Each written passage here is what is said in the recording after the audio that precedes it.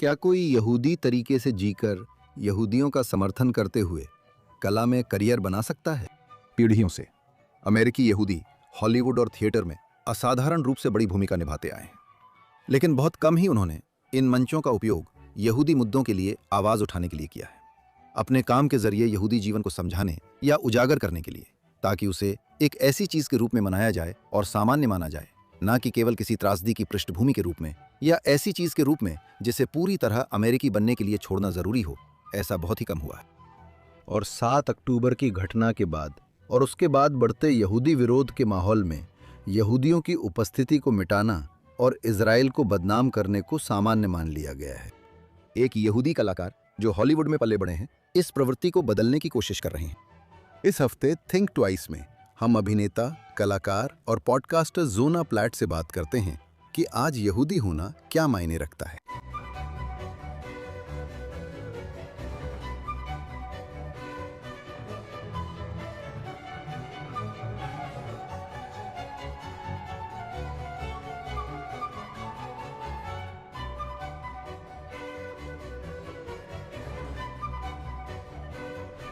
नमस्कार, think twice में स्वागत है। यहूदी अमेरिकी एक सदी से ज्यादा समय से लोकप्रिय संस्कृति में प्रमुख हैं। वे हॉलीवुड के संस्थापक भी माने जाते हैं, लेकिन उन लोगों में से बहुत कम जिन्होंने ऐसा किया, या उनके नक्शे कदम पर चलने वालों में से ये कहा जा सकता है कि उन्होंने अपनी प्रसिद्धि और प्रभाव का उपयोग यहूदी जीवन की ऐसी छवि लोकप्रिय बनाने में किया जिसमें यहूदी जीवन को आम लोगों के जीवन का सामान्य हिस्सा दिखाया गया हो। हॉलीवुड ने सफल यहूदियों की पूरी तरह से घुल मिल जाने की प्रवृत्ति को दर्शाया, लेकिन साथ ही उन लोगों के साथ भी ऐसा व्यवहार किया जो ऐसा नहीं कर पाए, या कम से कम अपनी पहचान को अपने जीवन का महत्वपूर्ण हिस्सा बनाए रखना चाहते थे, जैसे कि उन्हें गायब हो जाना चाहिए। लेकिन यहूदी विशिष्टता से वो पीछे हटना सिर्फ उस चीज की प्रस्तावना थी जो बाद में हुई। अमेरिकी वामपंथ द्वारा जहरीले वामपंथी सिद्धांतों जैसे कि क्रिटिकल रेस थ्योरी, इंटरसेक्शनैलिटी और सेटलर कॉलोनियलिज्म को अपनाना, जिन्होंने झूठे तौर पर इजराइल और यहूदियों को श्वेत उत्पीड़क और जायोनिज्म को नस्लवादी फांसीवाद का एक रूप करार दिया। 7 अक्टूबर 2023 को हमास के नेतृत्व में इजरायली समुदायों पर हुए फिलिस्तीनी अरब आतंकवादी हमलों और दुनिया भर में यहूदी विरोधी भावना बढ़ने के कारण इजराइल को समर्थन मिलना बंद हो गया और यहूदियों के प्रति घृणा में अभूतपूर्व वृद्धि या 7 अक्टूबर की बर्बरता पर आक्रोश कला जगत से शायद ही कभी सुनाई दिया, यहां तक कि उसके सबसे प्रमुख यहूदी लोगों से भी नहीं।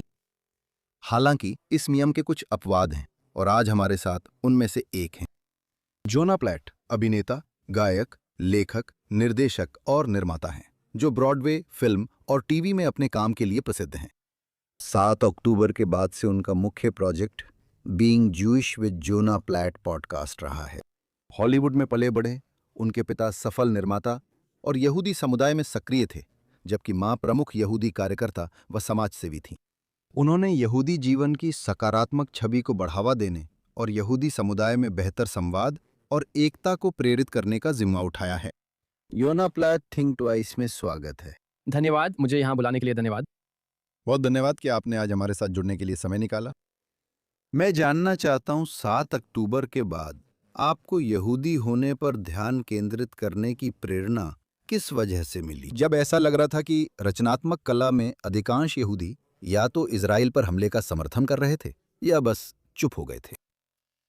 खैर, मैं आपके कथन के दूसरे हिस्से को चुनौती देना चाहूंगा। मुझे लगता है कि शायद जो सबसे ज्यादा मुखर थे वही समर्थन करते दिख रहे हैं, लेकिन हमारे पास हॉलीवुड में बहुत सारे लोग थे, दोनों ऑन कैमरा शख्सियतें और कई ऑफ कैमरा शख्सियतें जो मेरी तरह अब पहले से कहीं ज्यादा सक्रिय हैं।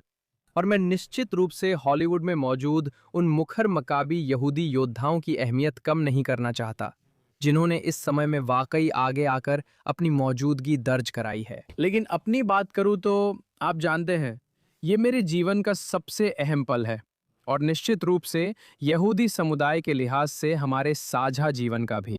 अगर आप अभी अपने यहूदी पहचान को अपनाकर गर्व और मजबूती के साथ उसका बचाव नहीं करेंगे, तो फिर कब करेंगे? मेरे लिए ये कभी विकल्प नहीं था। मैंने सोच समझकर फैसला नहीं लिया कि मुझे करना चाहिए या नहीं, या इसके परिणाम क्या होंगे। यही मेरी पहचान है। अब हालात गंभीर है। हम देख रहे हैं, आप जानते हैं, 7 अक्टूबर एक ऐसा भयावह दिन था जैसा हमने पहले कभी नहीं देखा था, कम से कम मेरी जिंदगी में तो नहीं। और उस स्थिति का सामना करने के दो तरीके थे। मेरा मानना है, कुछ लोग उससे डरकर पीछे हट गए और कुछ लोग मौके पर डट गए, और मेरे लिए सच में कोई और विकल्प नहीं था। मैंने बस उसका पालन किया। आप जानते हैं, मुझे मार्क क्यूबन का एक कथन याद आता है जिसमें वो कहते हैं, अपने सपनों का पीछा मत करो, अपनी मेहनत का पीछा करो। वो बात हमेशा मेरे साथ रही और मेरी मेहनत उसी ओर जा रही थी। मैं बस, मेरी ऊर्जा और मेरा समय, जैसे यही वो जगह थी जहां ये स्वाभाविक रूप से खर्च हो रहे थे। और कुछ महीनों तक सोशल मीडिया पर और असल जिंदगी में बहुत सक्रिय रहने के बाद, 7 अक्टूबर के तुरंत बाद, मैं सच में यहूदी हितों की सक्रिय वकालत पर ध्यान देना चाहता था। यही से पॉडकास्ट बीइंग जूइश शुरू हुआ। मेरी असली, सक्रिय और सकारात्मक सोच क्या है, यानी वे मूल्य जिन्हें मैं सच में अपनाना चाहता हूं। सिर्फ अभी की प्रतिक्रिया नहीं, बल्कि सोचना कि हालात शांत हो रहे हैं तो आगे सब कैसा दिखेगा। थिंक ट्वाइस सुनने हेतु धन्यवाद। आप हमें किसी भी पॉडकास्ट प्लेटफॉर्म या Facebook, x, JNS, YouTube channel पर सुन या देख रहे हों, कृपया जेएनएस को लाइक, सब्सक्राइब करें, बेल आइकन दबाएं और अच्छा रिव्यू दें। साथ ही थिंक ट्वाइस के अलावा मेरा जॉनथन टोबिन डेली पॉडकास्ट भी है, जहां मैं आज के अहम मुद्दों पर और खबरें व विश्लेषण साझा करता हूं। आप डेली शो को जेएनएस चैनल पर जॉनथन टोबिन डेली के नाम से पा सकते हैं, जहां भी आप अपने पॉडकास्ट सुनते हैं। अब आज के कार्यक्रम पर लौटते हैं। हाँ, और मुझे लगता है कि ये कहना उचित है कि बेशक बहुत से यहूदी हैं जिन्होंने कला के क्षेत्र में आवाज़ उठाई है और बहुत सराहनीय काम किए हैं, लेकिन मैं सुनता था, खासकर उन पहले कुछ हफ्तों, महीनों, पहले साल में 23 से 24 में जाते हुए मुझे पाठकों से सुनने को मिलता था। वे मुझसे पूछते थे, इस व्यक्ति के बारे में क्या, उस व्यक्ति के बारे में क्या। आप जानते हैं, मैंने भी खुद को ऐसा करते पाया, और मैं हमेशा से ऐसा व्यक्ति रहा हूं जिसे लगता है कि जितना कम मैं अपने पसंदीदा कलाकारों या पसंदीदा खिलाड़ियों के बारे में, उनकी निजी जिंदगी या उनके विश्वासों के बारे में जानता हूं, उतना ही ज्यादा खुश रहूंगा। मैं इसमें गहराई तक नहीं जाना चाहता था, क्योंकि इससे आम तौर पर खुशी नहीं मिलती। बिल्कुल। हमें ये जानने की जरूरत नहीं है कि जब आप छोटे थे तब आपका खेल आदर्श एक घटिया शराबी था या कुछ ऐसा, या उनके बहुत ही भयानक विचार थे जो सच में आपको डरा देते हैं। बिल्कुल। कला को कलाकार से अलग करना। बिल्कुल, लेकिन मैंने खुद को पाया, आप जानते हैं, या जब आप सोशल मीडिया पर देखते हैं तो आप चाहेंगे कि आप अंदर जाकर उन्हें झकझोरें और कहें, अरे ये वाकई बहुत महत्वपूर्ण है, ये एक ऐतिहासिक पल है। मेरा मतलब है, मैं उन बातों के बारे में सोचता था जो मैंने 1930 के दशक के अंत में हॉलीवुड में यहूदियों के बारे में पढ़ी थी, और मैं ये भी पूछना चाहता हूं कि यहूदियों और कला का इतिहास कैसा रहा है। लेकिन मुझे याद है, आप जानते हैं, मैंने पढ़ा था कि जब महान लेखक बेन हेक्ट, जो कि एक सुपरस्टार थे, आप जानते हैं, हॉलीवुड में जो भी लिखता था वो एक सुपरस्टार था, लोगों की रुचि जगाने की कोशिश कर रहे थे। वो पहले यहूदी जीवन से बहुत जुड़े हुए नहीं थे, पर उन्होंने लिखा कि इतिहास से टकराकर उन्हें महसूस हुआ, मेरी कौम इज़राइल है, और वे उन यहूदियों से नाराज थे जो कुछ नहीं बोलते। मैंने खुद को सोचते हुए पाया, अरे तुम कुछ कर क्यों नहीं रहे हो, तुम बोल क्यों नहीं रहे हो, क्या तुम भी ऐसा ही कर रहे थे? हाँ, मेरा मतलब है, मुझे लगता है कि जो मैंने देखा है और जो वाकई साफ तौर पर सामने आया है, वो है हॉलीवुड में 7 अक्टूबर के बाद क्या हुआ। इसमें कुछ अलग-अलग हिस्से हैं। मुझे लगता है कि जो निराशा की भावना को और बढ़ाता है, वो है पारस्परिकता की कमी। मुझे लगता है कि बहुत से लोगों ने महसूस किया है कि पिछले 10-20 सालों में बाकी कई समुदायों को ऐसे मौके मिले जब उन्हें एकजुटता और समर्थन की जरूरत थी। और हॉलीवुड उनके लिए हमेशा मौजूद रहा, चाहे वो यहूदी हों या गैर यहूदी। फिर जब यहूदियों को मदद की जरूरत पड़ी तो कोई भी आसपास नहीं था। तो मुझे लगता है कि ये निश्चित रूप से एक बड़ा कारण था। ऐसा लगा, वाह, जब तुम्हें मेरी जरूरत थी तो मैं तुम्हारे साथ था, और अब जब मुझे जरूरत है तो तुम बिल्कुल भी यहाँ नहीं हो। ऐसी गैर मौजूदगी मुझे गहराई से महसूस हुई, और मुझे पता है कि इंडस्ट्री के कई लोगों ने भी इसे महसूस किया। सबसे निराशाजनक वे लोग थे जो इजरायली झंडे पोस्ट नहीं कर रहे थे, वे जरूरी नहीं कि सबसे निराशाजनक थे, बल्कि वे थे जो अक्टूबर के दूसरे हफ्ते में बंधकों को रिहा करो वाले पत्र पर अपना नाम तक नहीं डाल सके, क्योंकि वे इसमें पढ़ नहीं सकते थे या जो भी वजह थी। मेरे लिए मैं इससे कभी नहीं समझ पाऊंगा और ये माफी के लायक में ही है। मुझे लगता है कि हमने जो देखा वह मूल रूप से ये था कि एक यहूदी के तौर पर आपकी जो भी पहचान या जुड़ाव का स्तर था, 7 अक्टूबर से पहले आमतौर पर वही तय करता था कि 7 अक्टूबर के बाद हमें आपसे कैसी प्रतिक्रिया की उम्मीद करनी चाहिए थी, खासकर जिस तरह से इन हॉलीवुड लोगों ने प्रतिक्रिया दी। मुझे लगता है कि हम में से कई लोग उन यहूदी हस्तियों की ओर देख रहे थे जिन्होंने यहूदी लोगों के समर्थन में कभी आवाज नहीं उठाई। एक अच्छे दिन पर भी जिन्होंने कभी अपनी आवाज नहीं उठाई, वे इतनी भयानक स्थिति में भी चुप रहे और हम हैरान थे कि वे ऐसा नहीं कर रहे थे। कुछ मायनों में मैं उन्हें छूट नहीं दे रहा, लेकिन सवाल है कि आपने क्या उम्मीद की थी। ये व्यक्ति इस समुदाय का सक्रिय सदस्य नहीं है।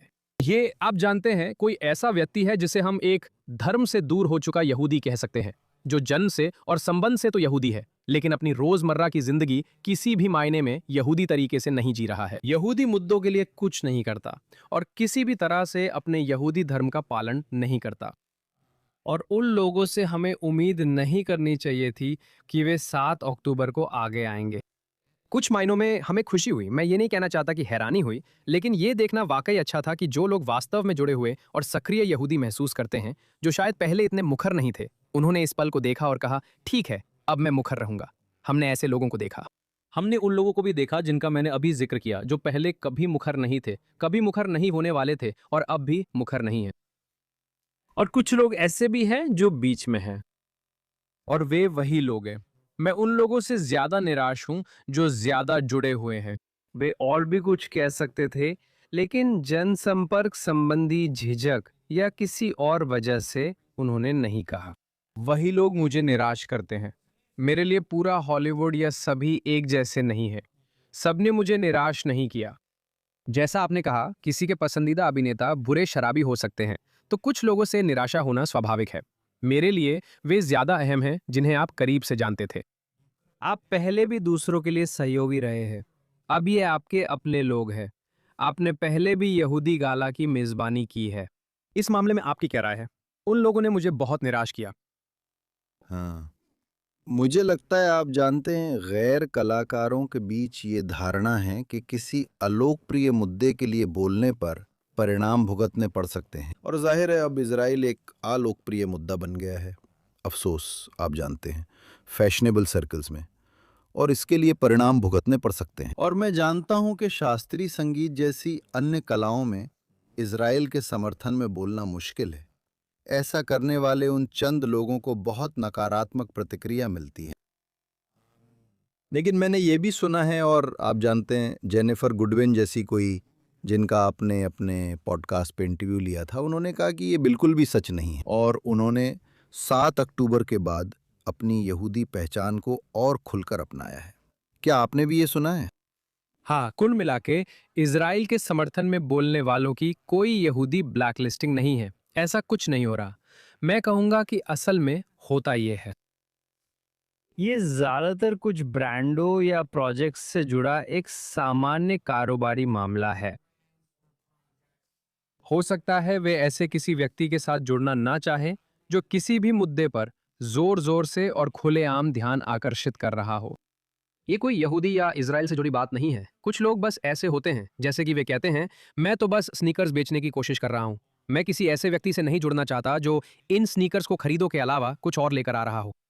जैसे वो अभिनेत्री जिसने स्नो वाइट बनी थी। कुछ वैसी ही स्थिति। तुम जानते हो, उसे उस फिल्म के फ्लॉप होने का दोषी ठहराया गया, जो शायद वैसे भी फ्लॉप होती, क्योंकि वो वामपंथी विचारों पर बहुत मुखर हो गई थी।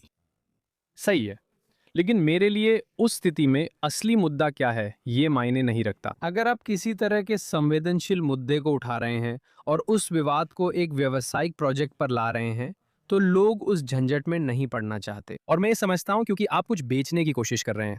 ऐसा ही होगा अगर आप इजराइल के बारे में जोर से बोल रहे हो और वहां खड़े होकर कुछ बेचने की कोशिश कर रहे हो। अगर कोई कहे मैं इजराइल का समर्थक हूं, तो लोग कहेंगे उसे नौकरी मत दो। जितना मैं देख रहा हूं ऐसा नहीं हो रहा है। और असल में जो मैं देख रहा हूं वो ये है कि आप जानते हैं, जैसे ही आप थोड़ा आगे बढ़ते हैं और अपना हाथ उठाते हैं और कहते हैं, हाँ, मैं उन यहूदियों में से हूँ जो इज़राइल के समर्थक हैं, सभी साथी बिजनेस में मिलते हैं और कहते हैं, अच्छा, हम साथ क्या बना सकते हैं? अब हम सब मिलकर किस प्रोजेक्ट को जल्दी से बनाना, बेचना और बताना चाहते हैं? आप इसे पूरे इंडस्ट्री में स्टूडियो एग्जीक्यूटिव्स, प्रोड्यूसर्स, राइटर्स और एक्टर्स में देख रहे हैं। जैसे हर कोई जिसे फर्क पड़ता है 7 अक्टूबर के बाद ऐसे जागरूक हो गया है जैसे पहले नहीं था। दाव भी बढ़ गए हैं और तात्कालिकता भी बढ़ गई है। और देखिए, इन कहानियों को बताना और बनाना कई वजहों से मुश्किल है, लेकिन ऐसा नहीं है कि किसी ब्लैक लिस्टिंग की वजह से हो रहा है। ऐसा नहीं कि हमें इज़राइल या यहूदी पसंद नहीं है, हम आपकी कहानी नहीं बताएंगे। अगर इसे बताना मुश्किल है, तो वजह यह है कि हमें सही टैलेंट या कुछ और नहीं मिल पा रहा है जिससे ये यहूदी कहानी बताई जा सके। जैसे Netflix series nobody wants this. मेरे लिए ये एक बेहतरीन उदाहरण है कि हमें हॉलीवुड में क्या करने की कोशिश करनी चाहिए, जो कि बहुत अच्छा है। रोमांटिक कॉमेडी, समकालीन, बड़े सितारे, दिलचस्प। और ये पूरी तरह यहूदियों के बारे में है। दिखाता है कि वे अपने यहूदीपन से कितना प्यार करते हैं। कमाल है, एकदम परफेक्ट। जब मुश्किल तब होती है जब आपके पास क्रिस्टन बेल और एडम ब्रॉडी जैसे स्टार्स आपके शो में नहीं होते, तब ये काफी मुश्किल हो जाता है। शायद आपको उस इंसान को ढूंढने में दिक्कत हो रही है क्योंकि वो यहूदी प्रोजेक्ट को लेकर नर्वस है। इसी वजह से ऐसी समस्या आ सकती है। या जो कहानी आप बता रहे हैं, मैं नहीं कहना चाहता कि वो बहुत ज्यादा यहूदी है, लेकिन ये ज्यादा ऐसा है कि वो एक मनोरंजन के रूप में सबको आकर्षित करने वाली नहीं है।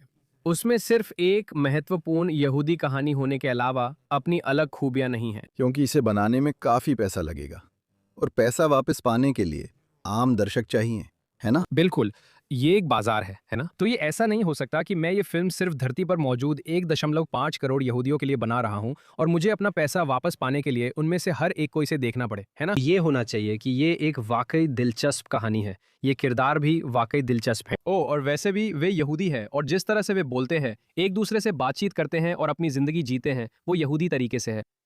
ऐसी ही परियोजनाओं पर ध्यान देना चाहिए जो पर्दे के पीछे होती है और लोग वाकई उन पर काम करते हैं।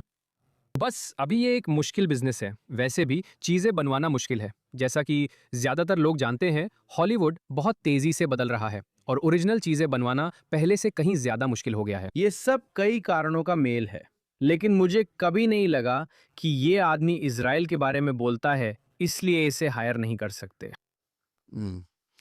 जैसा मैंने पहले कहा, यहूदी लोगों ने हॉलीवुड, फिल्म इंडस्ट्री और टेलीविजन के निर्माण में अहम भूमिका निभाई है। हमने इसे बनाया।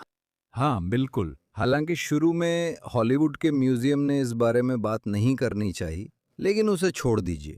लेकिन यहूदी जीवन का चित्रण एक अपवाद, एक पीड़ित या एक ऐसे समूह के रूप में जो घुलने मिलने के लिए उत्सुक है, इसके अलावा किसी और रूप में दिखाना हॉलीवुड के ज्यादातर यहूदियों के लिए न तो सहज था और ना ही वे उसमें खास दिलचस्पी रखते थे। जहां एक और यहूदी विरोधी हॉलीवुड को यहूदी संस्था बताने को उत्सुक थे, वहीं हॉलीवुड के यहूदी स्वर्ण युग में खुद को यहूदियों का प्रतिनिधि या रक्षक नहीं दिखाना चाहते थे। जैसा कि मैंने कहा, बेन हेच ने 1930 के दशक में महसूस किया था। 2020 के दशक का हॉलीवुड काफी अलग है। आपको क्या लगता है, इतिहास ने मनोरंजन उद्योग में यहूदियों की 7 अक्टूबर और दुनिया भर में बढ़ते यहूदी विरोध पर प्रतिक्रिया को कैसे प्रभावित किया है? क्या अब भी बाजार से जुड़े कारणों के अलावा एक असली यहूदी कहानी में पूरी तरह उतरने को लेकर कुछ हिचकिचाहट है? आप जानते हैं, जाहिर है कि वे अब इस बात को लेकर चिंतित नहीं हैं कि वे समाज में घुल मिल नहीं पाएंगे, जैसा कि मान लीजिए 30 के दशक में स्टूडियो के प्रमुख लोग थे। क्या आपको लगता है यहूदी कहानियां बनाने में हिचकिचाहट है? हाँ, आपने बिल्कुल सही कहा। मेरा मतलब है, मुझे लगता है कि आज जो हम देख रहे हैं वो 30 के दशक से चली आ रही एक तरह की विरासत में मिली सोच है। जैसा कि आपने 30 के दशक के बारे में बताया, और फिर से मेरा मतलब है, मैं भी ऐसा ही महसूस करता हूँ। मैं इन लोगों को समझता हूँ। मुझे पता है कि उस समय के स्टूडियो प्रमुखों ने अपने नाम श्मुएल गोल्डफिश से बदलकर सैमुअल गोल्डविन क्यों रख लिए थे। आप जानते हैं, मामला इतना नहीं था कि यहूदी होना बुरा है, बल्कि अब मैं अमेरिकी हूँ। मैं पूर्वी यूरोप से आया हूँ और इस समाज का हिस्सा बनना चाहता हूँ। हम अमेरिकी सांस्कृतिक छवि बना रहे हैं दिलचस्प बात यह है कि क्लासिक हॉलीवुड यहूदी कहानी कहने की शैली और नैतिकता से भरा है। उन्होंने बस इसे उस नाम से नहीं बुलाया, वे यहूदी कहानियां नहीं थीं। साथ ही कई यहूदी अभिनेता थे। हाँ, आप जानते हैं, हर जगह, पर खुलकर यहूदी नहीं। आमतौर पर गैर यहूदियों की भूमिकाएं निभाते थे, जैसे पॉल मुनी, जो हर जाति के किरदार निभाते थे, बस यहूदी को छोड़कर जो वे खुद थे। मैं समझता हूँ कि उस समय ऐसा क्यों था, और मुझे लगता है कि आज जो आप देख रहे हैं वो उसी भावना का बचा हुआ असर है कि हमें अपनी यहूदी पहचान को कम करके दिखाना है और हमें बस अमेरिकी बनकर रहना है। हम है, और मुझे लगता है कि यही एक तरह से नींव है। और फिर मुझे लगता है उस समय से जो चीज़ इसे और बढ़ाती है वो है ऐसा डर जिसे कभी चुनौती नहीं दी गई कि अगर हम बहुत ज़्यादा खुले तौर पर सामने आए। वे कहते हैं यहूदी इसे नियंत्रित करते हैं और यहूदी वो सब कर रहे हैं, जिस पर मैं जवाब देता हूं कि वे तो वैसे भी ऐसा कहते हैं, तो क्यों ना हमें फ़ायदा हो जाए। आप जानते हैं, मैंने वास्तव में अपने पॉडकास्ट पर जेसन अलेक्जेंडर के साथ यही बातचीत की थी, बिल्कुल इसी तरह की बहस। मैंने उनसे पूछा क्यों, तो उन्होंने कहा हाँ मुझे लगता है कि ऐसा एक डर है। मैंने कहा लोग तो वैसे भी ऐसा कहते हैं, तो क्यों ना हम कर ले। उन्होंने कहा हाँ, मैंने इस बारे में नहीं सोचा था, मुझे नहीं लगता इसे कभी चुनौती दी गई है, शायद ये हमें विरासत में मिला है। मुझे लगता है हॉलीवुड हमेशा से ऐसा करता है कि ऐसा ना लगे कि वही सब कुछ चला रहा है, क्योंकि लोग कहते हैं कि वही कंट्रोल करता है। तो हमारे पास जो भी ताकत है हमें उसे अपने लोगों के फायदे के लिए इस्तेमाल नहीं करना चाहिए। हमें यह सुनिश्चित करना चाहिए कि हम हमेशा दूसरों को ऊपर उठाएं, जो कि बहुत अच्छी बात है। दूसरों को ऊपर उठाना अच्छी बात है, लेकिन अक्सर उसमें हमें शामिल नहीं किया जाता। साथ ही ध्यान देने योग्य है कि हॉलीवुड के कई यहूदी अब सक्रिय यहूदी नहीं हैं। तो फिर से उन लोगों से ये उम्मीद करना कि वे यहूदी परियोजनाओं, यहूदी प्राथमिकताओं और यहूदी आवाज़ों को आगे बढ़ाएंगे, वे ऐसा नहीं करने वाले हैं। वे खुद को उस भूमिका में नहीं मानते और इसे अपनी जिम्मेदारी नहीं समझते। मुझे आश्चर्य नहीं होगा अगर एक दो पीढ़ियों में इनके परिवारों ने अपनी यहूदी पहचान खो दी हो। ऐसे कई यहूदी हैं जो धर्म से दूर हो गए हैं, जैसे हॉलीवुड और अमेरिका के कई यहूदी। हाँ, मैं कहना चाहता था कि यहूदी समुदाय में बिना धर्म वाले यहूदी सबसे बड़ा जनसांख्यिकी एक हिस्सा है। बिल्कुल सही। तो मान लीजिए, मुझे लगता है एलए में ये कुछ ऐसा ही है, शायद 40% या 30% के आसपास। तो आप सोचेंगे कि हॉलीवुड में भी शायद इसी तरह का प्रतिशत होगा कि बहुत से यहूदी, जैसा कि हम बात कर रहे हैं, असल में इस इंडस्ट्री के भीतर यहूदी जिम्मेदारी या प्राथमिकता के लिहाज से यहूदी गिने ही नहीं जा सकते। हाँ, यही मुझे मेरे अगले सवाल पर ले जाता है, जो कि आप जानते हैं। मुझे लगता है सिंथिया ओज़ेक की ये बात आधुनिक यहूदी समाज को समझने में अहम थी कि सार्वभौमिकता ही यहूदियों की संकीर्णता है। मैं आपके साथ ये गहराई से समझना चाहता हूं कि सार्वभौमिक मूल्य यहूदी धर्म का अहम हिस्सा हैं, लेकिन सब कुछ नहीं। यहूदी सभ्यता का यही पहलू अधिकांश अमेरिकी यहूदियों के लिए, जो उदार राजनीतिक और सामाजिक मूल्यों के साथ बड़े हुए हैं, वही पहलू है जिसे वे सबसे आसानी से थामे रख सकते हैं। यही आधार है जिस पर अमेरिका और अन्य जगहों पर यहूदियों द्वारा कई अच्छी चीजें टिकी हैं, लेकिन इसी ने उनकी रक्षा क्षमता भी कमजोर की है। यहां तक कि वे यहूदी भी जो अपनी यहूदी पहचान खुले तौर पर अपनाते हैं, खासकर कला में, अक्सर इजरायलियों या यहूदियों के बजाय दूसरों के दृष्टिकोण को समझने में ज्यादा रुचि रखते हैं। एक तरह से ये संवाद बढ़ाने के लिए अच्छा है। जब यहूदी अपने राज्य में घिरे होकर सिर्फ आलोचना ही नहीं बल्कि मिथ्या आरोपों और वैधता छीनने की कोशिशों का सामना करते हैं, तो ये उनकी रक्षा में मदद नहीं करता। यहां तक कि 7 अक्टूबर के बाद भी उनसे ये उम्मीद करना कि वे यहूदियों के लिए वैसे ही खड़े हों जैसे अन्य समूह अपने लिए खड़े होते हैं, उनके लिए बहुत मुश्किल लगता है। क्या यही एक वजह है कि कला क्षेत्र में यहूदियों की ओर से मौजूदा संकट पर जो प्रतिक्रिया आई है, वो कम से कम दर्शकों की नज़र में इतनी निराशाजनक रही है? मुझे लगता है ये समझदारी भरी बात है और मेरा जवाब हाँ है। मुझे लगता है कि ये यहूदी धर्म का बहुत ही अमेरिकी अंदाज है, जिसमें यहूदी धर्म का मतलब सिर्फ तिक्कुन ओलाम है, शुरुआत, मध्य और अंत, बस यही सब कुछ है। और जाहिर है यहूदी धर्म सिर्फ इतना ही नहीं है, ये निश्चित रूप से यहूदी धर्म का एक महत्वपूर्ण पहलू है और जैसा आपने कहा, ये एक खूबसूरत हिस्सा है।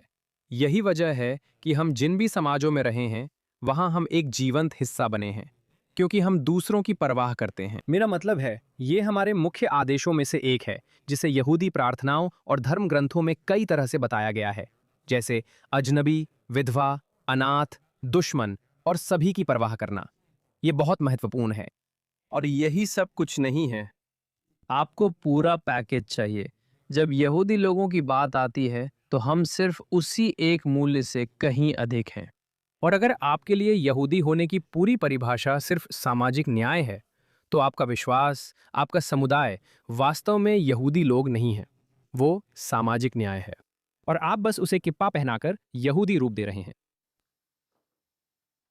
हाँ, मेरा मतलब है मैंने आपका एपिसोड जेसन अलेक्जेंडर के साथ देखा था और वो आप जानते हैं वो शानदार हैं, वो बहुत प्रतिभाशाली हैं और अपने करियर के दौरान आप जानते हैं यहूदी मुद्दों के समर्थन में आवाज़ उठाने में उन्होंने वाकई आगे बढ़कर काम किया है। मुझे ये दिलचस्प लगा जब उन्होंने कहा कि वो बस यूं ही बोलने में हिचकिचा रहे थे, खासकर एक बंधक बच्चे के लिए। आप जानते हैं 7 अक्टूबर के बाद, लेकिन वो बच्चों के बारे में खास तौर पर बात करना चाहते थे, आप जानते हैं, या कम से वो सिर्फ इजरायली पीड़ितों के बारे में बात करने में असहज थे और फिलिस्तीनी पीड़ितों के बारे में नहीं। और मैं ऐसा था, ठीक है, मैं समझता हूं, लेकिन ऐसा भी नहीं है कि दूसरी तरफ कोई भी ऐसा करने के बारे में सोचेगा। हाँ, और वो अकेले ऐसे मेहमान नहीं है जिनसे मैंने बात की है, जिन्होंने इसी तरह की भावना व्यक्त की है, आप जानते हैं, इसे उजागर करते हुए। शायद ये उनकी स्वाभाविक प्रवृत्ति है कि बिना चुनौती के भी उन्हें साझा करने की जरूरत महसूस होती है। जैसे अरे अरे, मैं यहाँ कोई सिर्फ अपने ही समूह का पक्ष लेने वाला नहीं बन रहा हूँ। मैं ये नहीं कह रहा कि यहूदियों को पहले रखा जाए। भगवान ना करे कि मैं सिर्फ यहूदियों के लिए ही रहूं। बिल्कुल सही। भगवान न करे कि कोई ये मान ले कि मेरी, आप जानते हैं, किसी एक समूह के प्रति किसी और से ज्यादा निष्ठा है। और मेरा मतलब है, मुझे लगता है कि जिंदगी में अपने परिवार को पहले रखना ठीक है, आप जानते हैं, अगर सब कुछ बराबर हो तो। बिल्कुल, ये कोई जीरो सम गेम नहीं है। आप एक बंधक के लिए वीडियो बना सकते हैं और फिर कई अन्य के लिए भी बना सकते हैं, लेकिन ऐसा नहीं होना चाहिए। मेरा मानना है कि जब आपके अपने लोगों को ज़रूरत हो तो उनके लिए आगे आने की आपकी इच्छा पर आपको कभी हिचकिचाना या सवाल नहीं करना चाहिए। मुझे नहीं लगता किसी को माफ़ी मांगने की ज़रूरत है, ये स्वाभाविक है। और फिर से, जैसा कि आपने कहा, इस मामले में सिर्फ दूसरी तरफ ही ऐसी कोई झिझक नहीं है, बल्कि किसी और समूह में भी ऐसी कोई झिझक नहीं है। आप कभी नहीं देखेंगे कि कोई एशियाई अमेरिकी ऐसा कहेगा, ओ नहीं, एशियाई अमेरिकियों पर हमला हो रहा है।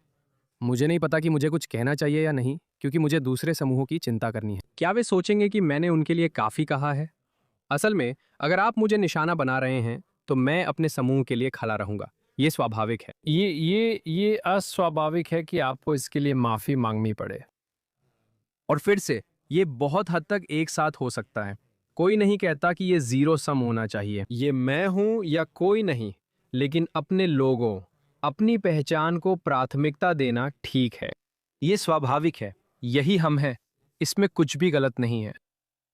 हाँ, परिवार की बात करें तो हम एक राजनीतिक रूप से विभाजित संस्कृति में रहते हैं। मुझे लगता है कि हर यहूदी परिवार, हर अमेरिकी परिवार की तरह राजनीति और 7 अक्टूबर के बाद इजराइल को लेकर बटा हुआ है। आप बहुत ही प्रसिद्ध और सार्वजनिक रूप से जाने माने लोगों के परिवार का हिस्सा हैं, जो अपनी राय खुलकर रखने से नहीं हिचकिचाते। और मैं किसी दुखती रग को छेड़ना नहीं चाहता, लेकिन आपके भाई बेन ने इजराइल पर एक सार्वजनिक रुख अपनाया है जो आपके या आपके माता पिता के रुख से काफी अलग है। मैं यह भी जोड़ना चाहूंगा, आप मतभेद कैसे संभालते हैं? क्या ऐसे महत्वपूर्ण मुद्दों पर ऐसा कोई तरीका है जिससे रिश्तों को नुकसान न पहुंचे? क्योंकि भले ही आप तय कर लें कि कुछ बातों पर चर्चा नहीं करेंगे, और मेरा मानना है कि आप जानते हैं हम सभी के परिवार हैं, और आप जानते हैं थैंक्सगिविंग या पास ओवर पर आप जानते हैं वहाँ राजनीति पर एक तरह का विराम होता है। अगर ऐसा राजनीतिक विराम ना हो तो परेशानी हो सकती है। लेकिन जब आप उन बातों के बारे में बात नहीं करते जिनकी आप दोनों को परवाह है, तो उस तरह की चुप्पी भी उतनी ही गलतफहमियां पैदा कर सकती है जितनी बहसें कर सकती हैं। बिल्कुल, तो मुझे लगता है आपके सवाल इतने सटीक हैं कि आप लगभग अपने ही सवालों के जवाब अपने सवालों से दे रहे हैं, क्योंकि वे इतने सटीक हैं, जोनाथन। सवालों के जवाब सवालों से देना यहूदी चीज है। हाँ, आप बिल्कुल सही कह रहे हैं कि जब भी आपके पास कोई ऐसा रिश्ता होता है जिसकी आपको परवाह होती है और उसमें कोई असहमति या फर्क होता है, अगर आप उस रिश्ते को बनाए रखना चाहते हैं तो आपको रिश्ते को सबसे पहले रखना होगा। और जब आप रिश्ते को सबसे पहले रखते हैं तो इसका मतलब है संवाद करना। इसका मतलब है रिश्ते के भीतर संवाद करना। जैसे कि, अरे तुम मेरे लिए मायने रखते हो। मैं किसी बात को लेकर स्थिति स्पष्ट करना चाहता हूँ। जैसे, मैं ये सुनिश्चित करना चाहता हूँ कि हम एक दूसरे को समझें। मैं तुमसे प्यार करता हूँ। हमारा मतभेद है, लेकिन फिर भी तुम वही हो, मैं वही हूँ। हम इन बातों पर बात कर सकते हैं। मुझे लगता है कि वही बातचीत करना ज़रूरी है। मैंने अपने शो में भी बताया है कि ऐसी गहरी लंबी बातचीत कैसे करें। और ये बातचीतें गहरी और लंबी होनी चाहिए। मैं जिस तरह के रिश्ते की बात कर रहा हूँ, वो तुम्हारे उस पुराने कॉलेज रूममेट वाला रिश्ता नहीं है, जिसे तुम कभी कभी बस ट्वीट कर देते हो। वो तो एक अलग बात है। मेरा लिटमस टेस्ट ये है कि अगर आप किसी से बस इजराइल या किसी मुद्दे पर बहस के अलावा कभी डिनर पर नहीं मिलते, तो ये वो रिश्ता नहीं है जिसे बचाने में आपको अभी अपनी ऊर्जा लगानी चाहिए। लेकिन अगर वो कोई ऐसा इंसान है जिससे आप वैसे भी मिलना और साथ रहना चाहेंगे, तो ज़रूर मिलिए और उनके साथ रहिए। खुद को थोड़ी जगह दीजिए। वो बातचीत कीजिए जिसमें आप दोनों सुरक्षित और ईमानदारी से अपनी अपनी बात रख सकें कि आप किस सोच से आ रहे हैं। और जब आप उस बातचीत के अंत तक पहुंचेंगे, तो जरूरी नहीं है कि आप एक दूसरे की सोच बदल ही देंगे। मुझे लगता है कि आमतौर पर बातचीत से सोच नहीं बदलती, लेकिन आप सामने वाले का नजरिया समझ सकते हैं और कह सकते हैं, ठीक है, अब समझ गया। जैसे कि ये इंसान पूरी तरह से पागल या राक्षस नहीं है। वे भी समझ जाते हैं कि मैं नरसंहार करने वाला पागल नहीं हूं, जैसा उनकी सबसे बड़ी डर है। असल में हम सिर्फ अलग निष्कर्ष पर पहुंचे लोग हैं। अब हम अपनी जिंदगी जी सकते हैं। चाहे तो इस बारे में फिर बात कर सकते हैं, पर जरूरी नहीं। शायद हम ऐसा नहीं करेंगे क्योंकि हमारी राय अलग है। मैं चाहता हूं कि हम हमेशा की तरह साथ रहें और अपना रिश्ता बनाए रखें। अब हमें पता है कि रास्ता खुला है, और अब वो छुपी जिज्ञासा, तनाव या शक नहीं है कि ये इंसान क्या सोच रहा है या मेरी पीठ पीछे क्या कह रहा है। वो सच में इसके बारे में क्या सोचता है। क्योंकि जब आप बात को सामने रख देते हैं, तो आप उसे वहीं छोड़ सकते हैं और अपनी जिंदगी में आगे बढ़ सकते हैं। और उस भावनात्मक जिम्मेदारी को अपने ऊपर नहीं लेना पड़ता कि उस इंसान के सोचने के लिए आप जिम्मेदार हैं। आप केवल उसी से रिश्ता निभाने के लिए जिम्मेदार है जिसकी आपको परवाह है। मुझे लगता है कि आप बड़े मतभेद के बावजूद जिस किसी इंसान की आपको परवाह है, उसके साथ ऐसा कर सकते हैं, और ये बहुत ज़रूरी भी है। और ये, आप जानते हैं, ज़िंदगी को संवारने और बनाए रखने वाला है। और देखिए, फिर से इसमें एक बात साफ है कि इसमें दोनों की भागीदारी ज़रूरी है ना? तो मेरा मतलब है, अगर कोई ऐसा है जो सच में, आप जानते हैं, किसी नुकसानदेह दिशा में इतना आगे बढ़ गया है कि वो आपके खिलाफ है, आपसे कोई संबंध नहीं रखना चाहते और आपके बारे में बुरा बोल रहे हैं, आपको उसकी ज़रूरत नहीं है। तो ये तभी हो सकता है, एक रिश्ता तभी काम करता है जब दोनों लोग उस रिश्ते को बनाए रखना चाहते हो।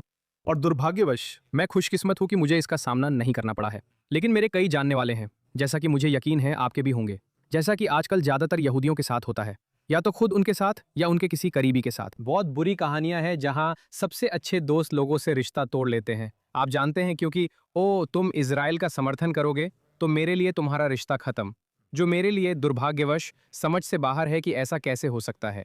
ये बहुत ही बेरहम है। आप उसके लिए कुछ नहीं कर सकते। किसी की बुरी सोच उनकी अपनी है, और उन्हें जैसे भी नींद आएगी या नहीं आएगी, वो उन्हीं को देखना है। उम्मीद है आप ऐसी स्थिति में हैं जहां अपनी नाजुक भावनाएं सामने रखकर रिश्ते को बहस या मुद्दे से ऊपर रखें। ये किसी का मन बदलने का एजेंडा नहीं है, बल्कि ये है कि हम एक दूसरे को कैसे देखें और अपने संबंध में जुड़े रहें। आमतौर पर मैं चाहता हूं कि आप रिश्ता बनाए रखें। हाँ, मुझे लगता है कि ये बहुत अच्छी सलाह है। मुझे लगता है कि समस्या ये है कि हमारी सामान्य संस्कृति, आप जानते हैं, दूसरी दिशा में जा रही है और जा ही रही है। मुझे याद है कि रब्बियों ने बताया था कि 2016 के राष्ट्रपति चुनाव के बाद कुछ जोड़े ट्रंप के प्रति अपनी राय के कारण तलाक ले रहे थे। मैंने सोचा, ये तो पागलपन है। शादीशुदा जोड़ों के पास राजनीति के अलावा बहस करने की इससे कहीं बेहतर वजहें हैं। लेकिन फिर भी ये एक हकीकत है, और मुझे लगता है, आप जानते हैं, ये हर मुद्दे तक पहुंच गया है। लेकिन चूंकि इजराइल संस्कृति में इतना बड़ा मुद्दा बन गया है, मुझे लगता है कि ये लोगों को नकारात्मक दिशा में ले जा रहा है, जिससे उन्हें लगता है कि वे जिस भी पक्ष में हों, वहां अपनी साख खो रहे हैं। अगर वे अपने रिश्तेदारों या बहुत करीबी लोगों से सिर्फ इसलिए नाराज नहीं होते कि वे उनसे सहमत नहीं हैं। हाँ, ये एक झूठी हकीकत है ना? सोशल मीडिया हमारी जिंदगी का बड़ा हिस्सा है, लेकिन ये वर्चुअल या झूठी हकीकत है। हाँ, मेरा मतलब है कि ये धारणा कि हमारे पास एक दूसरे के साथ बातचीत करने के तरीके में कोई भूमिका नहीं है, या फिर 2016 के कारण, और मैं मानता हूं कि डोनाल्ड ट्रंप के उभार ने वाकई इस भयानक असभ्यता के दौर की शुरुआत की। अब हम एक दूसरे से बात करने और देखने के तरीके को स्वीकारने लगे हैं। इस देश में और फिर काफी हद तक पूरी दुनिया में ये वाकई पिछले 10-15 सालों में शुरू हुआ। हमें ऐसा करने की ज़रूरत नहीं, क्योंकि ये हमारे माहौल में है और हम टीवी, राजनीति, सोशल मीडिया व आसपास दूसरों को ऐसा करते देखते हैं। लगता है अब हम यही कर रहे हैं। हम तय कर सकते हैं कि ऐसा न करें, जैसे हम आलोचनात्मक सोचने की क्षमता एक कौशल के रूप में खोते जा रहे हैं। ऐसा नहीं है कि हम आलोचनात्मक सोच रखने में सक्षम नहीं है, बस हम देख रहे हैं कि बहुत से लोग ऐसा नहीं कर रहे हैं और इसलिए हम बिना सोचे समझे, ये अनजाने में होता है, लेकिन हम सोचते हैं, ओह शायद मुझे इसमें भाग लेने की जरूरत नहीं है, मैं बस ऑनलाइन कुछ पढ़ सकता हूं और मान सकता हूं कि वो सही है, और उसके बारे में बिना कोई आलोचनात्मक सोच किए बात करना शुरू कर सकता हूं। हमें यहाँ लगातार डंका बजाते रहना होगा और कहना होगा, अरे नहीं, यहाँ आप एक विकल्प चुन सकते हैं। हम सभ्यता से बात कर सकते हैं और एक दूसरे को इंसान मान सकते हैं। हमारी एकता हमारी भिन्नताओं से अधिक है। अब आमतौर पर हम क्या करते हैं, जैसे कि हम उस एक चीज को ढूंढ लेते हैं जिस पर हम असहमत हैं। ये ऐसा है जैसे हमारे सामने पूरा खाना रखा है, हम मुख्य व्यंजन पर सहमत हैं, हम मिठाई पर सहमत हैं, हम स्टार्टर पर भी सहमत हैं। हम एक छोटी सी बात जैसे साइड डिश में मटर पर सहमत नहीं होते और उसी पर पूरा मुद्दा बना देते हैं। अगर उस पर सहमति नहीं है तो तुम मेरे लिए जैसे मरे हुए हो, और ये अच्छा खाना खाने का तरीका नहीं है, और हम उसमें अपनी जिम्मेदारी से भाग रहे हैं, जबकि हम चाहें तो खुद को और ज्यादा सम्मानजनक और सकारात्मक तरीके से पेश कर सकते हैं, ऐसे तरीके से जो सच में कुछ अच्छा पैदा करे। सिर्फ बहाव के साथ बहने और चीजों को नफरत भरी बातों, विभाजन और ध्रुवीकरण में बिखरने देने के बजाय हम यहाँ चुनाव कर सकते हैं। हम एक विकल्प चुन सकते हैं। ये कोई प्रकृति का नियम नहीं है कि इंसानों को एक दूसरे से अलग होकर निजी गुटों में एक दूसरे से नफरत करनी ही होगी। ऐसा किसी ने नहीं कहा। ये जरूरी नहीं है कि ऐसा ही हो। हाँ, ये तो बस हमारी संस्कृति का चलन बन गया है। मैं जानता हूं, आप जानते हैं, मैं अपने पुराने दोस्त जे गोल्डबर्ग के साथ एक डिबेट प्रोग्राम किया करता था, जो लंबे समय तक फॉरवर्ड के संपादक रहे हैं, और हम ऐसे लेफ्ट राइट डिबेट्स किया करते थे। इसकी खास बात यह थी कि हम पुराने दोस्त थे, सभ्य तरीके से बात करते थे, और पूरे नॉर्थ अमेरिका में, शायद यर्शू में भी, जहां रब्बी वोल्पे थे, ऐसा करते थे। लेकिन इसकी दिलचस्प बात यह थी कि और हम इजराइल और तमाम दूसरी चीज़ों पर बहस करते थे, और अंत में हम लोगों को याद दिलाते थे कि उनके बीच जो समानताएं हैं वे उन चीज़ों से कहीं ज़्यादा हैं जो उन्हें बांटती हैं। अक्सर दर्शक कहते थे कि आप लोगों में असल में ज़्यादा असहमति नहीं है, और हम जवाब देते थे, क्या आप ध्यान से सुन रहे थे? हमने तो सिर्फ असहमति ही जताई थी, पर वे हमारे लहजे पर प्रतिक्रिया दे रहे थे। हम एक दूसरे पे चिल्ला नहीं रहे थे, हम एक दूसरे के साथ हंस रहे थे। कभी कभी हम एक दूसरे से हल्की फुल्की चुहल भी कर रहे थे, लेकिन सम्मानपूर्वक बात कर रहे थे। और उन्हें यह सिखाया गया था कि अगर आप ऐसा कर रहे हैं तो आप सच में असहमत नहीं हैं। सही है। ये एक ऐसी क्षमता है जिसका इस्तेमाल करना हम भूलते जा रहे हैं, लेकिन वो हमारे अंदर है। वो क्षमता हमेशा से हमारे पास रही है। बस जैसा कि आप कहते हैं, संस्कृति हमें उसे क्षीण पड़ने देने की इजाजत दे रही है, और इसलिए हमें लगातार अपने साथियों और समुदाय के लोगों को उस क्षमता का इस्तेमाल करने के लिए प्रेरित करते रहना होगा। सिर्फ इसलिए नहीं कि ये अच्छा लगता है या ये सही काम है। ये सबके लिए बेहतर है। मेरा मतलब है, ये एक बहुत ही सकारात्मक अनुभव है। इसमें कोई नुकसान नहीं है। इसमें कोई नुकसान नहीं है। नहीं, ऐसा नहीं है, लेकिन अब ऐसे डिबेट्स के लिए यहाँ तक कि यहूदी समुदाय में भी वैसा बाजार नहीं रहा है। मुझे नहीं पता। मैंने अभी अभी एक अच्छा डिबेट देखा। मुझे लगा कि बहुत से लोगों ने डैरो हॉर्न, डेबोरा लिपस्टैट डिबेट देखा। सपीर डिबेट को भी काफी चर्चा मिली थी।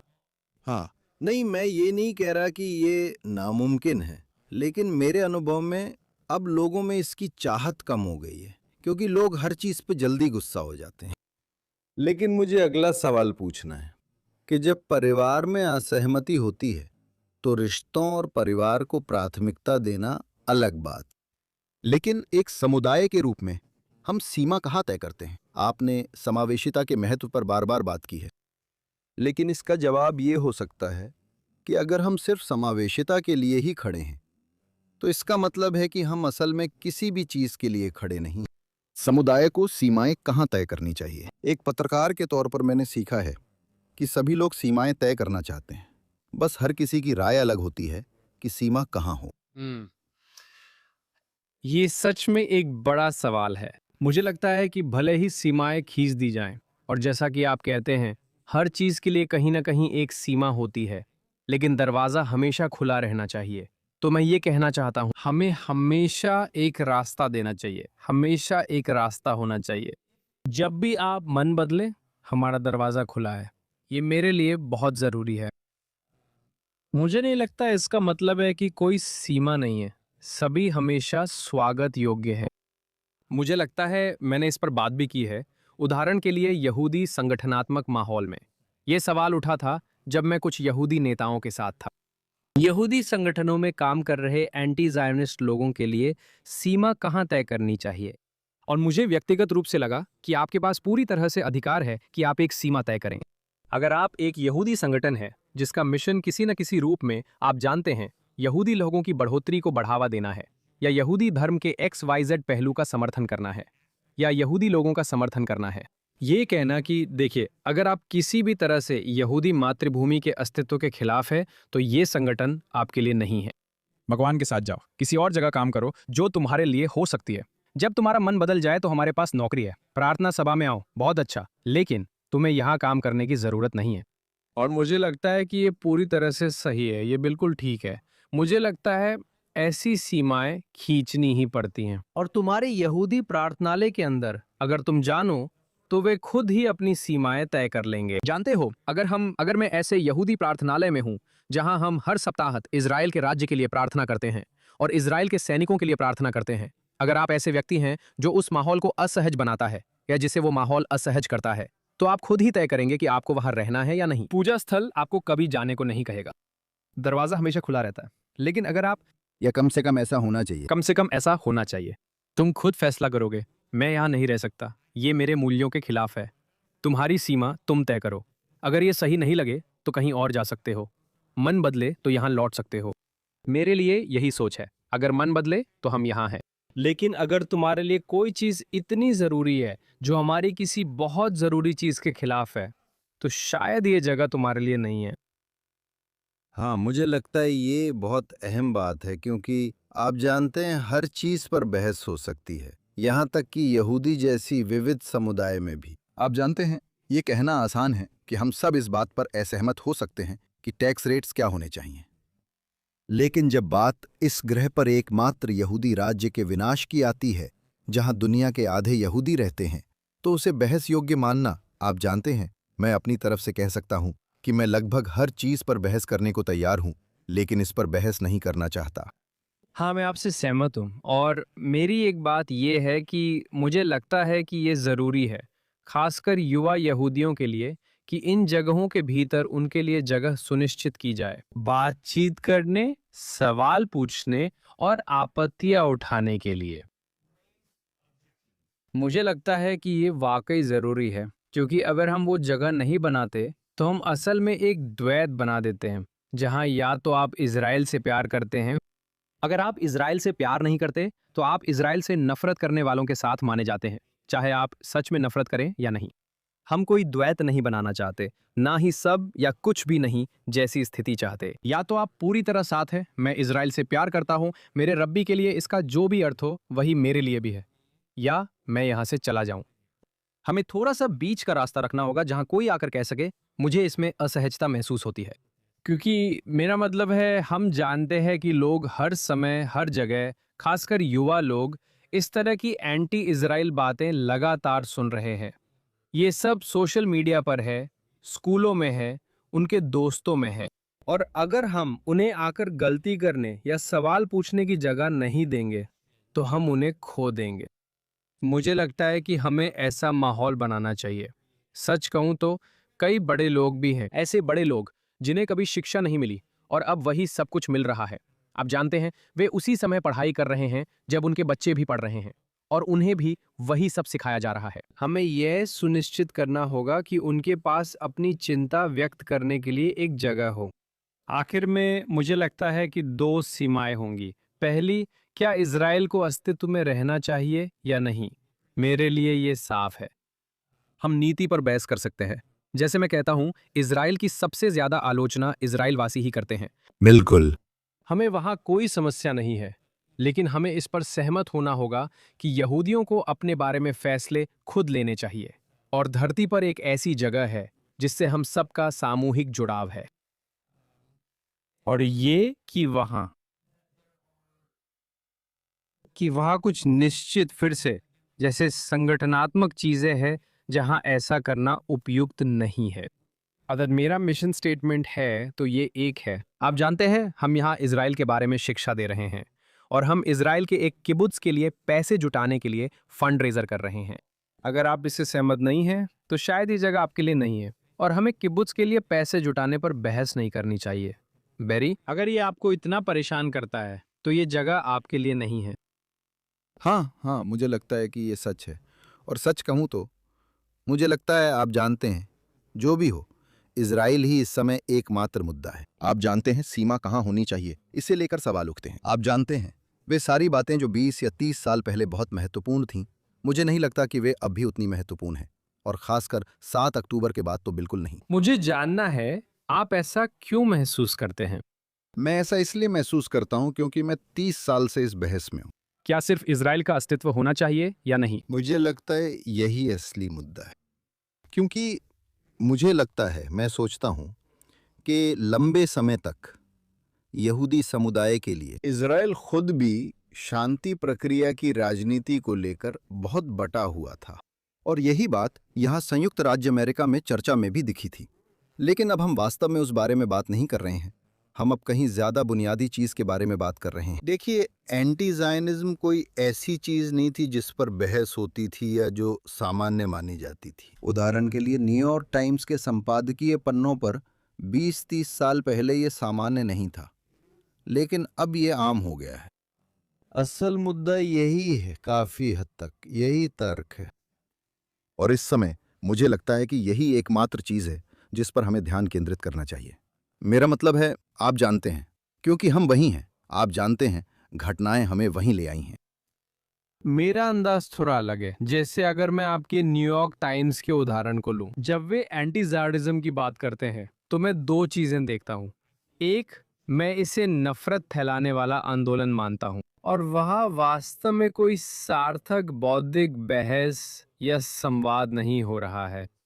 ये यहूदी विरोधी नफरत है जो झूठे आरोपों पर आधारित है, जैसा कि पिछली सदी में सोवियतों ने किया था।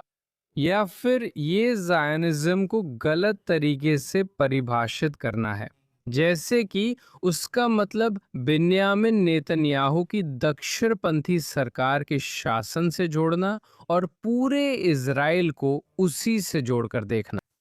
मुझे लगता है, अगर हम उंगलियां चटकाएं और वहां बिल्कुल अलग सरकार हो जो अलग काम कर रही हो, मुझे लगता है कि बातचीत का स्वरूप बदल जाएगा। क्या मुझे लगता है कि भावना बदलेगी? जरूरी नहीं, लेकिन मुझे लगता है कि जिस चीज पर चर्चा हो रही थी उसका स्वरूप जरूर बदल जाएगा। अगर आप ऐसी सरकार को नहीं देख रहे होते जिसे कम से कम, आप जानते हैं, बस्ती बसाने वालों की हिंसा को अनुमति देने या समर्थन करने के रूप में देखा जा रहा है, या गाजा, लेबनान और वेस्ट बैंक पर कब्जा करने की आकांक्षा रखने के रूप में देखा जा रहा है, कम से कम मौजूदा सरकार के बारे में यही धारणा है, तो मुझे लगता है कि अगर इस साल के अंत में सरकार बदलती है तो बातचीत के स्तर पर चीजें शायद बदल सकती हैं, लेकिन देखना होगा। देखिए, मैं इस बात पर आपसे असहमत हूं, क्योंकि मुझे नहीं लगता कि इस साल कोई भी ऐसी सरकार चुनी जा सकती है जिसकी कल्पना की जा सके। और जाहिर है, आप जानते हैं, इजरायली बेंजामिन नेतन्याहू को लेकर बहुत बटे हुए हैं, लेकिन युद्ध को लेकर वे बटे हुए नहीं हैं। वे वास्तव में युद्ध को लेके, आप जानते हैं, ईरान के खिलाफ या हमास के खिलाफ युद्ध को लेके बटे हुए नहीं हैं, आप जानते हैं। और आखिरकार, अगर बेंजामिन नेतन्याहू इतने सालों से सत्ता में हैं, तो उन्होंने इतनी सारी चुनावों में जीत हासिल की है। ये इसलिए नहीं है, आप जानते हैं, कि ये कोई साजिश है, बल्कि इसलिए है क्योंकि दूसरी तरफ के लोग अपने तर्कों में हार गए हैं। और आप जानते हैं, अगर वो बेनेट नहीं बल्कि यायर लापिड हों, तो भी आप जानते हैं, युद्ध पर उनकी नीतियां ज्यादा अलग नहीं होंगी। मुझे लगता है कि अगर आप गहराई से देखें, जैसे न्यूयॉर्क टाइम्स का उदाहरण लें, तो मेरा अनुमान है जिन्होंने अभी पुलित्जर पुरस्कार जीता है, आप उनके लेखकों की सूची और विचार अनुभाग के संपादक को देख सकते हैं। अभी अभी बुंड पर एक किताब की ये पागलपन भरी समीक्षा किसने लिखी है? वे कहते हैं कि जो मानता है कि ज़ायोनिज्म और इज़राइल यहूदी पहचान के अभिन्न हिस्से हैं, वो पागल है। मुझे नहीं लगता वे इज़राइल की किसी भी चुनी सरकार को अच्छा नहीं मानेंगे। देखिए, मेरा मतलब है आपने जो आखिरी बात कही वो उसी पहले बिंदु से जुड़ती है जो मैंने उठाया था, और मेरे लिए ये यहूदी विरोध का एक और रूप है। अगर आप कह रहे हैं कि ये अकल्पनीय है, ये यहूदी विरोध न्यूयॉर्क टाइम्स के संपादकीय पृष्ठ पर पहले नहीं दिखा था। आप जानते हैं, उस दौर में जब आप जानते हैं उदारवादी और रूढ़िवादी आपस में बहस करते थे, एंथनी लुइस जैसे किसी व्यक्ति के साथ, अब उनकी जगह इन लोगों ने ले ली। हाँ, ये अच्छा नहीं है। मेरा मतलब है वो ये हाँ, आप जानते हैं एंटी ज़ायनिज़्म। हम इस यहूदी विरोध की खास किस्म से निपटने के लिए तैयार नहीं थे। एक समाज और यहूदी समुदाय के रूप में हमें यह नहीं सिखाया गया कि यह कैसे काम करता है और इसे कैसे पहचाना जाए। मेरा मतलब है मैं निश्चित रूप से ये कहने वाला पहला व्यक्ति नहीं हूं, लेकिन आप जानते हैं हमने अपना सारा समय और संसाधन सिखाने में लगा दिए हैं। यहूदियों से नफरत का मतलब है हॉलोकॉस्ट, समझे? जैसे यही इसका रूप है, यही है। मैं नाजी को पहचान सकता हूं, लेकिन अगर आप नाजी नहीं हैं तो मुझे नहीं पता कि कैसे पहचानूं कि आप यहूदी विरोधी हैं या नहीं। और हमने सिखाने में ना तो समय लगाया, ना पैसा, ना संसाधन। उदाहरण के लिए सोवियत यहूदी विरोध, जायनवाद विरोध, और वो कैसा दिखता है, और कैसे खुद यहूदी सोवियत रूस में अपनी ही संस्थाओं को खत्म करने में शामिल कर लिए गए। और हमारे पास वो परिचितता नहीं है, हमारे पास वो पैटर्न पहचानने की क्षमता नहीं है, और इसलिए ये अभी सामाजिक मानदंडों के भीतर हो रहा है। यही वो तरीका है जिससे यहूदी द्वेष अक्सर काम करता है। हम पीछे छूट गए हैं और अब पकड़ने की कोशिश कर रहे हैं। मुझे लगता है ये बहुत महत्वपूर्ण है। एक पल के लिए फिर से फिल्मों की ओर लौटूं, खासकर 2024 में फिल्मों से जुड़ा कोई सवाल। आप यहूदी रचनाकारों के एक समूह का हिस्सा थे जिसने motion picture arts and sciences academy को एक पत्र लिखा था, जिसमें ऑस्कर के लिए उस समय के नए नियमों पर आपत्ति जताई गई थी। समावेशन के संदर्भ में ये मांग की गई थी कि यहूदियों को भी उन कम प्रतिनिधित्व वाले समूहों में शामिल किया जाए जो इन नियमों का हिस्सा थे। मुझे नहीं लगता आप इसमें बहुत आगे बढ़ें, अगर मैं गलत हूं तो बता दें, लेकिन डीईआई क्या कर सकता है जो व्यवहार में, चाहे कुछ लोग माने कि ये सच है या नहीं, सिद्धांत रूप में इजराइल और यहूदियों को श्वेत उत्पीड़क के रूप में देखते हैं, जो कि उन कारणों के केंद्र में है कि इतने सारे प्रगतिशील लोग इजराइल के खिलाफ हो गए हैं। क्या ये वास्तव में यहूदियों को जगह दे सकता है जब जो लोग इसकी परवाह करते हैं वे यहूदियों को उत्पीड़क वर्ग का हिस्सा मानते हैं और उन्हें वास्तव में पीड़ित नहीं मानते? ये एक, आप जानते हैं, बहुत ही महत्वपूर्ण सवाल है। मैं जानता हूं कि आप, मेरे अश्वेत दोस्त और सहयोगी, मानते हैं कि डीईआई उनके लिए बेहद महत्वपूर्ण है, और आप भी ऐसा सोचते हैं। उन्हें इससे बहुत समस्या और दुख होता है जब वे यहूदी आवाज़ों को सिस्टम हटाने की बात करते देखते हैं, तो सोचते हैं तो हमारा क्या? आप क्या सोचते हैं? मुझे नहीं लगता कि वे पूरी तरह समझते हैं कि कैसे। जैसा कि आप कह रहे हैं, डीईआई को ऐसे हथियार बना दिया गया है कि पृथ्वी के सबसे छोटे जातीय अल्पसंख्यक समुदायों में से एक को बाहर कर दिया जाए, जो पागलपन है। तो मेरे लिए इसे समझ पाना या मान लेना थोड़ा मुश्किल है। क्या ऐसा कोई रूप हो सकता है जहां हमारे पास एक प्रभावी डीईआई पाठ्यक्रम या दृष्टिकोण हो, जिसमें विविधता और समावेशन में यहूदी लोगों को भी एक विविध जातीय अल्पसंख्यक के रूप में शामिल किया जाए? बिल्कुल। जब आप समझ जाते हैं कि यहूदी कौन है और क्या है, तो वे ऐसे ढांचे में बहुत स्वाभाविक रूप से फिट हो जाते हैं। लेकिन अगर हम दुनिया के तौर पर यहूदी कौन है और क्या है, इस बारे में पूरी तरह से गलतफहमी बनाए रखते हैं, चाहे वो द्वैत शोषक शोषित की कहानी के जरिए हो, और आप जानते हैं इससे जुड़ा हुआ यहूदी लोगों की पूरी तरह से गलत पहचान और गलतफहमी है, जैसे कि वे ज्यादातर अमीर गोरे यूरोपीय वर्ग के लोग हैं, जो न केवल गलत है बल्कि ये दुनिया के अधिकांश यहूदियों पर भी लागू नहीं होता, जो गोरे भी नहीं दिखते। ये बहुत परेशान करने वाली सबसे बड़ी समस्या है। मुझे लगता है अगर हम मानो एक बटन दबा पाते। ओ, तुम्हारा मतलब है यहूदी इज़राइल की वो जनजाति हैं जिन्हें निर्वासित कर दुनिया भर में फैला दिया गया। अब मैं कहूंगा कि हम गैलापागोस फिंच पक्षियों जैसे हैं, यानी हम सब अलग अलग द्वीपों पर विकास की वजह से अलग अलग तरह से विकसित हुए हैं। हम अब जानते हैं हम फैल गए तो हम में से कुछ की चोंच लंबी हो गई और कुछ को इस तरह के मेवे खाने पड़ते हैं क्योंकि हम वहां पले बड़े और हम वहां पले बड़े, लेकिन हम सब एक ही मूल समूह से हैं। और वो आप जानते हैं इज़राइल, जहां हम में से 50% से भी ज्यादा लोग रहते हैं, वो भी उन लोगों का बहुमत नहीं है जो उत्तरी अफ्रीका और मध्य पूर्व से हैं। बिल्कुल सही। ये बिल्कुल बुनियादी तथ्य है और अगर इन्हें समझ लिया जाए तो ये समझ डीईआई तक भी पहुंच जाएगी। यही सबसे बड़ी कमी है। मुझे नहीं लगता कि डीईआई अपने आप में ऐसा ढांचा है जिसे सुधारा ही नहीं जा सकता या जो टूटा हुआ है। असल समस्या यहूदी लोगों को समझने के तरीके में है। अगर हम इसे ठीक करें तो कई चीजें खुद ब खुद सही हो जाएंगी। आपने जो ये सार्वजनिक यहूदी सफर शुरू किया है, उसमें अपने साथी कलाकारों और 7 अक्टूबर के बाद की दुनिया के प्रति उनके रवैये के बारे में सबसे चौंकाने वाली बात क्या सीखी? और आपको सबसे ज्यादा निराश किस बात ने किया? ओ भाई, ये तो बड़ा सवाल है। मैं दूसरे सवाल का जवाब पहले दूंगा क्योंकि मुझे लगता है कि ये आसान है। मेरा मतलब है, मुझे लगता है कि जो बात मुझे लगातार निराश करती है वो है इस समय लोगों का अपनी जिम्मेदारी से पीछे हटना। और आप जानते हैं ये मुझे परेशान करता है। मुझे नहीं लगता कि धरती पर हर किसी को, आप जानते हैं, किसी पहाड़ की चोटी पर जाकर माइक से ये चिल्लाने की जरूरत है कि यहूदियों के लिए खड़े हो जाओ और उनका समर्थन करो। लेकिन मुझे लगता है कि इस समय हर किसी को अपनी जिंदगी और अपने प्रभाव के दायरे में यहूदियों के लिए एक राजदूत बनना चाहिए। लोगों को अपनी स्किल्स, जुनून और प्रभाव का इस्तेमाल करना चाहिए। इन तीनों के मेल वाले हिस्से का इस्तेमाल करें और वहीं प्रभाव डालें। ये थोड़ा सा, आप जानते हैं, इसमें एक तरह का विशेषाधिकार और आलस्य महसूस होता है अगर हम इस मौके पर आगे नहीं आते और कहते हैं कि आप जानते हैं वो दूसरा आदमी संभाल लेगा।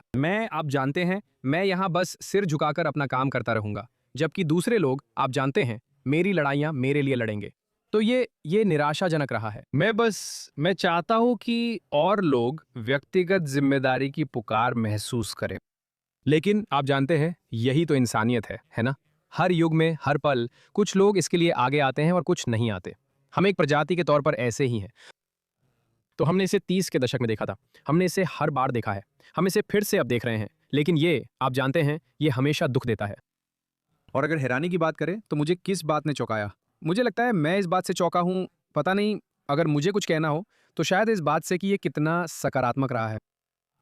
या फिर शायद लोग जितना चौंक जाते हैं ये जानकर कि ये कितना सकारात्मक है, वो भी मेरे लिए हैरान करने वाली बात है। कई बार मैं कुछ ऐसा करता हूं जो मुझे स्वाभाविक और अच्छा लगता है, लेकिन कोई कहता है, ओह, ये तो बहुत बहादुरी है। मैं सोचता हूं, मुझे इस पर विचार करना पड़ता है। मुझे लगता है ये तुम्हें बहादुरी लगता है क्योंकि इसमें तुम्हारे लिए डर है। लेकिन मेरे लिए इसमें डर जैसा कोई एहसास नहीं है, क्योंकि जानो, मुझे तो अपनी पहचान छिपाकर जिंदगी जीने या पछतावे के साथ जीने से कहीं ज्यादा डर लगेगा। 20 साल बाद और पीछे मुड़कर देखना, ऐसा सोचना, ओ यार, मैं तो डरपोक था, या मैंने अपनी जिम्मेदारी से मुंह मोड़ लिया, या दूसरों को सहज करने के लिए खुद को छुपाकर झूठी जिंदगी जी रहा था। मेरे लिए वो कहीं ज्यादा डरावना है बनिस्बत इसके कि मैं 24 घंटे अपने असली रूप में रहूं। वो मेरे लिए डरावना नहीं है, वो मेरे लिए आज़ादी है। वो मुझे अच्छा लगता है, वो मुझे सही लगता है, वो मुझे स्वाभाविक लगता है। मुझे सच में ऐसा नहीं लगता। मैं यहाँ विनम्रता के नाम पर अपनी ही तारीफ नहीं कर रहा। इसमें मुझे कोई बहादुरी महसूस नहीं होती। मेरे लिए असल में ये उस चीज़ से दूर जाना है जो मुझे डराती है, जैसे कि पछतावा महसूस करना या ऐसा लगना कि मैंने खुद को या अपने परिवार को निराश किया या उस पल में गलत काम किया जब ईमानदारी की ज़रूरत थी। वो मेरे लिए कहीं ज़्यादा डरावना है। तो मुझे लगता है शायद मैं इस बात से हैरान हूं कि ये हर किसी की सोच नहीं होती। हाँ, मैं इससे पूरी तरह जुड़ा हूँ। मुझे यकीन है कि आप भी ऐसा ही महसूस करें। इस समय वे यहूदी कौन हैं जिनकी आप प्रशंसा करते हैं? मैं बहुत सारे लोगों से प्रेरित हूं। वास्तव में क्योंकि यह एक ऐसा समय है जब सभी को एक साथ आना है।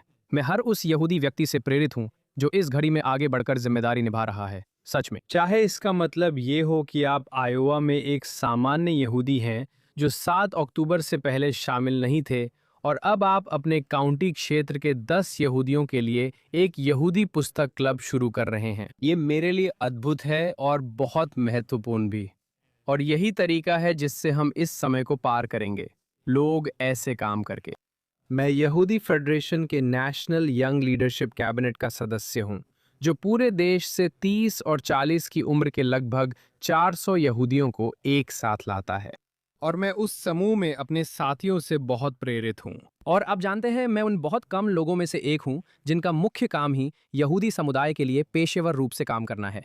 ये वे लोग हैं जिनकी अपनी नौकरियां या दूसरे काम हैं, फिर भी वे इस समय जिम्मेदारी ले रहे हैं। वे ऐसी संस्था में शामिल होना चाहते हैं जो यहूदी जीवन का समर्थन करती है, जहां वे नेतृत्व करते हैं और अपनी समुदाय व यहूदियत में सक्रिय रहते हैं। ये मेरे लिए वाकई प्रेरणादायक है।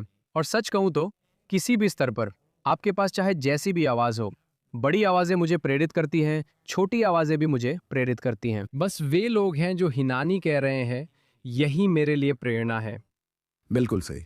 इसी के साथ आज की बातचीत यहीं खत्म करते हैं।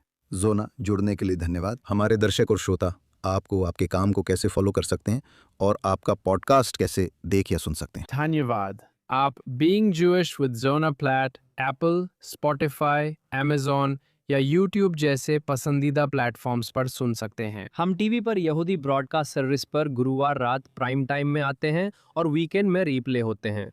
पूरी जानकारी वेबसाइट beingJewishPodcast.com पर है। आप मुझे सोशल मीडिया पर @zonaplat या @beingJewishPodcast पर फॉलो कर सकते हैं।